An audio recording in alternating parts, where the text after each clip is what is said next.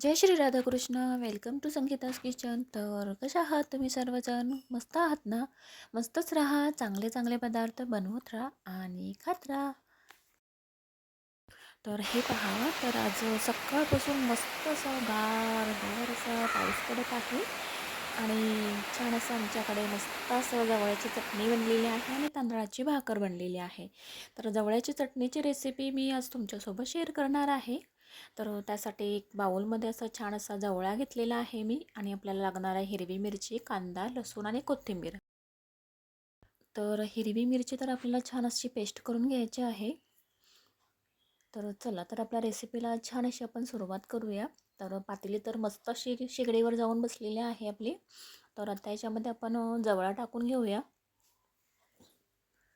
तर आपल्याला जवळा स्टार्टिंगला असा छान असा भाजून घ्यायचा आहे आणि सारखं असं आपल्याला परतत राहायचं आहे, जेणेकरून जवला खाली असा करपणार नाही याची तर आपल्याला काळजी घ्यायचीच आहे. भाजत असताना खूप मस्त असा सुवास असा दरवळत आहे आणि वासानेच तर अर्ध पोट भरलेलंच आहे. तर इकडे छान असं मस्त असं जवळा भाजलेचा म्हणजे सुवास आणि बाहेर मस्त असा धो पडणारा पाऊस खूप छान असं वाटतंय. तर जवळा तर छान असा भाजून झालेला आहे आपला. तर एका बाउलमध्ये काढून घ्यायचा आहे आपल्याला. तर जवळा तर छान असं आपल्या बाउलमध्ये काढून झालेला आहे आणि भाजून घेतलेला आहे, त्यामुळे जास्त असं एकदम असं वॉश करून घ्यायचं नाही आपल्याला. किंचित असं पाणी टाकून घ्यायचं आहे आणि लगेच आपला जवळा आपल्याला ड्राय करून घ्यायचा आहे. तर पाहू शकता अशा प्रकारे लगेच आपल्याला ड्राय करून घ्यायचं आहे. थोडंसं पाणी टाकून घ्यायचं आहे आणि काढून टाकायचं आहे. तर पाहू शकता अशा प्रकारे आपल्याला हा जवळा स्वच्छ असं करून घ्यायचा आहे. पातेली देखील छान अशी आपल्या शेगडीवर जाऊन बसलेली आहे, मस्त अशी गरम झालेली आहे. तर त्याच्यामध्ये तेल टाकून घेऊया आपण. 3 चम्मच तेल टाकून घेतलेलं आहे मी. तर आता याच्यामध्ये कांदा टाकून घ्यायचा आहे आपल्याला. तर कांदा छान असा उभा चिरून घेतलेला आहे आणि चटणीमध्ये तुम्ही जास्त कांदा देखील टाकू शकता. खूप छान अशी चव लागते चटणीला. आणि लसूण टाकून घ्यायचं आहे आपल्याला. लसूण असं जाडसर असं पेस्ट करून घेतलेले आहे मी आणि मिरचीची देखील जाडसर अशी पेस्ट करून घ्यायची आहे आपल्याला. तर हे मिश्रण छान असं मिक्स करून घेऊया आपण. आणि तुम्हाला जर मिरची टाकायची नसेल तर तुम्ही लाल मसाला देखील टाकू शकता याच्यामध्ये. तर कांदा तर आपला छान असा मस्त असा सॉफ्ट झालेला आहे. तर त्याच्यामध्ये आपल्याला अर्धा चम्मच हळद टाकून घ्यायची आहे, अर्धा चम्मच गरम मसाला टाकून घ्यायचा आहे आणि अर्धा चम्मच धणे पावडर टाकून घ्यायचा आहे. तर मसाले तुम्ही तुमच्या आवडीनुसार टाकू शकता.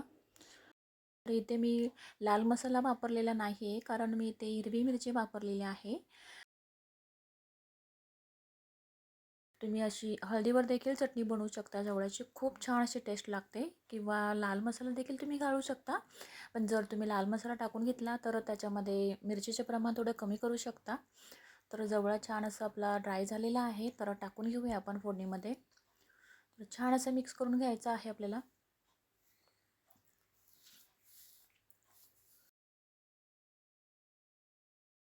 तर आमच्या घरामध्ये जवळची चटणी म्हणाल तर एकदम अशी फेवरेट अशी डिश आहे सगळ्यांची, मुलांची, माझी, मिस्टरांची, सगळ्यांना खूप असं आवडतो. आणि चवीनुसार याच्यामध्ये आपल्याला मीठ टाकून घ्यायचं आहे. तर मिक्स करून घेऊया. तर थोड्या वेळासाठी फक्त झाकण देऊन ठेवून द्यायचं आहे आपल्याला आणि बरंचसं पाणी देखील ठेवायचं आहे आपल्याला. तर पाहू शकता थोडा वेळ झालेला आहे आणि आपली चटणी छानशी मिक्स करून घेऊया. चटणी तर आपली रेडी झालेलीच आहे खाण्यासाठी. तर तुम्ही म्हणाल तर 5 मिनटामध्ये ही चटणी रेडी होते खाण्यासाठी आणि भन्नाट अशी चव लागते खायला. तर पाहू शकता अशा प्रकारे चटणी आपली रेडी झालेली आहे खाण्यासाठी.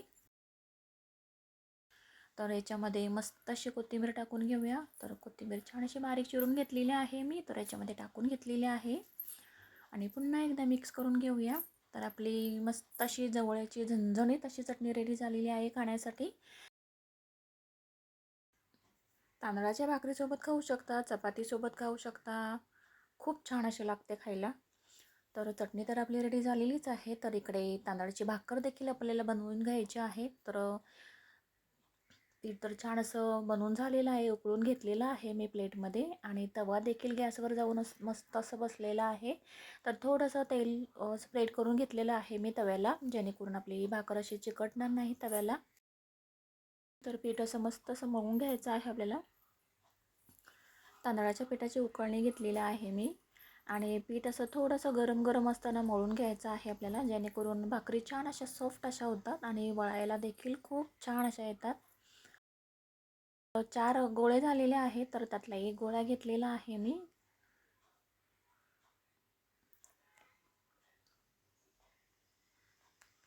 तर छान असा लाटून घ्यायचा आहे आपल्याला स्टार्टिंगला.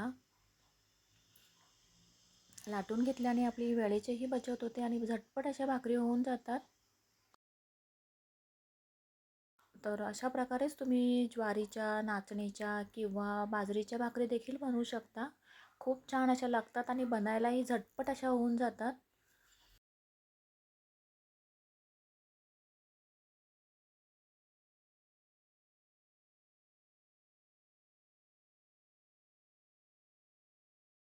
पिठावरच्या थापून अशा ज्या भाकरी बनवतात, त्या जर अशा आपल्याला जमत नसतील तर अशा प्रकारे उकळणी घेऊन देखील भाकरी बनवू शकता. खूप छान लागतात खायला.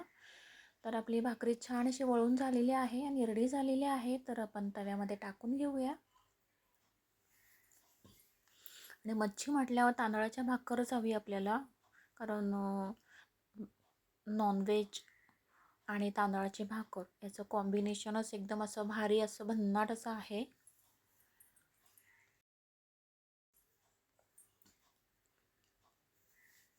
तर एक बाजू तर छान अशी झालेली आहे आपली, पलटून देखील घेतलेली आहे भाकर छान अशी.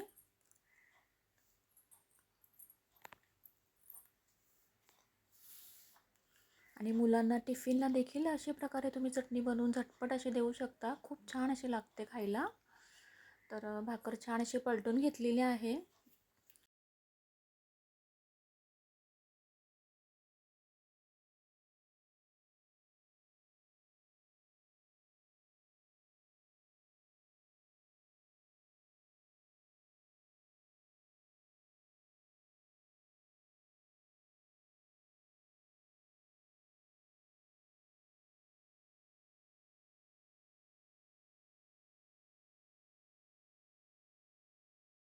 तर पाहू शकता आपली भाकर तर मस्त अशी टम्माशी फुगलेली आहे.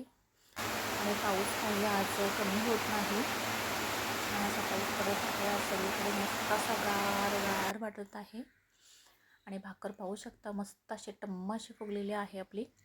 आणि पिठाचं पीठ जर छान असं मस्त असं गरमागरम मळून घेतलं ना, किंवा उकळणी छान अशी बनवून घेतली ना, की भाकर वळायला देखील खूप छान येते आणि अशा टम्माशा फुगून जातात भाकरी.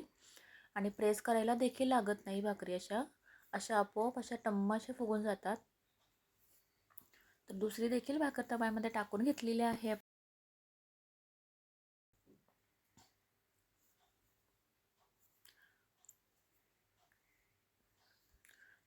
तर पाहू शकता भाकर आपली देखील रेडी झालेली आहे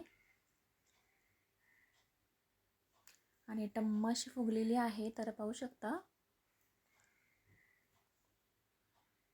तर आपल्या भाकरी तर रेडी झालेल्या आहेत आणि आपली जवळची चटणी देखील रेडी झालेली आहे खाण्यासाठी. तर मस्त असं प्लेट आपण सर्व करून घेऊया. तर छान असं प्लेट घेतलेला आहे मी. तर प्लेटमध्ये छान अशी तांदळाची भाकर घेऊया आपण आणि झणझणीत गरमागरम अशी जवळची चटणी घेऊया आणि मस्त असं सोबत कांदा देखील घेऊया. तर प्लेट तर छान असं आपलं सजलेलं आहे आणि हे प्लेट पाहून तर मला तर बाई राहावे ना, मी तर एक बाईट तर नक्कीच घेणार आहे.